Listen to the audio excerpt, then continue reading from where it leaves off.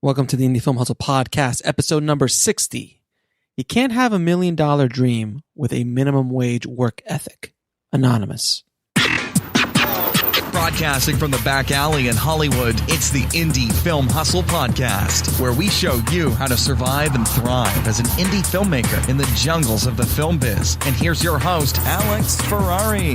Welcome, my indie film hustlers, to another episode of the Indie Film Hustle Podcast. I am your humble host, Alex Ferrari. Don't forget to head over to freefilmbook.com. That's freefilmbook.com to download your free film audiobook from Audible. And today's show is sponsored by USC Film School's only online course, Directing the Actors by the legendary Nina Foch. You can download that at indiefilmhustle.com/USC. So occasionally, guys, you guys send me emails asking me certain questions, and sometimes like, hey, this would be a really great topic for a podcast. So I had an email sent to me the other day about deferred payment. And he was asking me, should I take this job on deferred payments, back-end points, and things like that, and what my opinion was. So first and foremost, if you are working with a big-time director, let's say you're going to work with James Cameron, you're going to work with a big established director, established producer that has big, I'm talking big credits, $20, $30 million, $40 million box office, if not bigger, kind of movies, and they're more legit, then back-end points might not only be wise, but might be very strategic and fruitful for you as far as getting paid is concerned. I was told a story the other day about a writer who wrote a movie that he was asked to write a movie in 2 weeks over Christmas break, and that movie went on, and he's like, look, I just give me X dollars and give me some back-end points. And the agent said, let me give you some back-end points on it. The movie went on to gross $500 million worldwide, and he took home probably about $23 million, I think was the number I was told.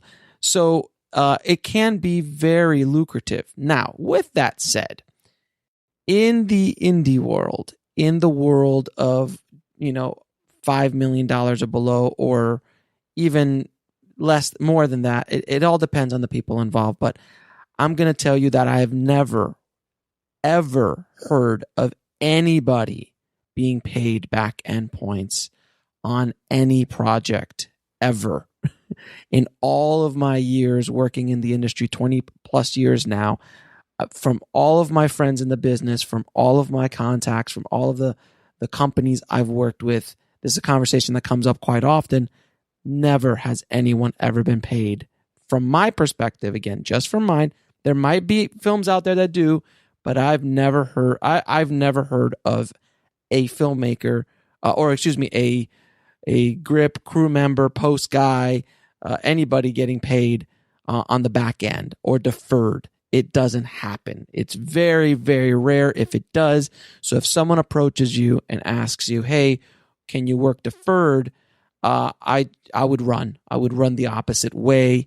But then we go back to the whole, if you listen to my podcast episode number 40 on how to know when to work for free, that is a little different. Again, if you're going to work for deferred and it's not going to bring a lot of value to you, then just run the other way.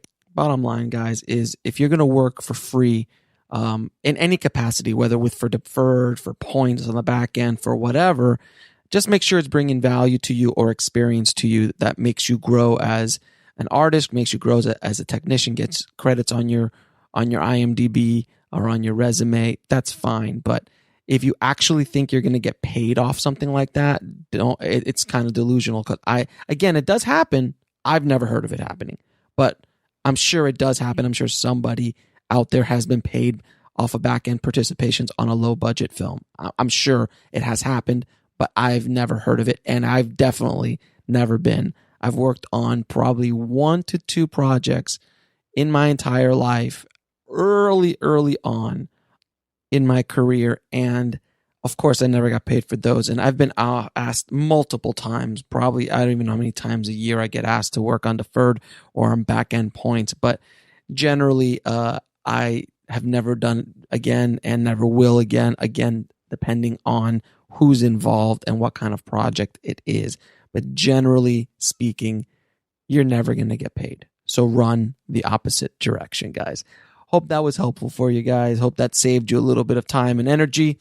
If you guys have any questions specific or have a topic that you want me to cover on the podcast, please send it over. And if I feel that it's something that the tribe will get a lot of value out of, then I will do a podcast about it.